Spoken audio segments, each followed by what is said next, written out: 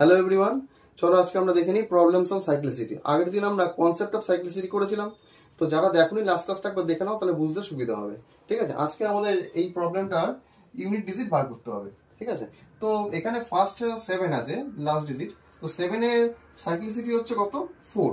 ঠিক আছে, তো এই যে এক্সপ্রেশনটা উপরে যে পাওয়ারটা আছে, এটাকে আমার 4 দিয়ে ডিভাইড করতে হবে। ডিভাইড করলে যে রিমাইন্ডার থাকে কত? 2। তাহলে এটা ছোট করে আমি 7 স্কয়ার লিখতে পারি। ঠিক আছে, এখানে 9 এর সাইক্লিসিটি হচ্ছে আমার 2। তাহলে উপরে যে পাওয়ারটা আছে তাকে 2 দিয়ে ডিভাইড করব, করলে আমার 9 টু দি পাওয়ার 1 হচ্ছে রিমাইন্ডার, 1 থাকছে। আর লাস্টে 3 এর সাইক্লিসিটি হচ্ছে 4। দেখো এই নাম্বারটা কমপ্লিটলি ডিভিজিবল, তো আমরা 0 নেব না, এটা 3 টু দি পাওয়ার 4 ই লিখবো।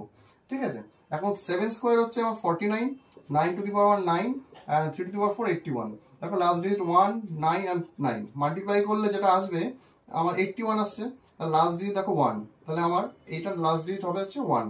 ঠিক আছে, যদি এই প্রবলেমটা ভালো লেগে থাকে তাহলে আমাদের কমেন্ট করে জানাও। আর তোমাদের জন্য একটা SW আছে এই অঙ্কটা, তোমরা আমাদের কমেন্ট করে জানাতে পারো। ঠিক আছে, আর যদি কোনো ডাউটস থাকে তাহলে তোমরা আমাদের মেইল আইডিতে বলতে পারো।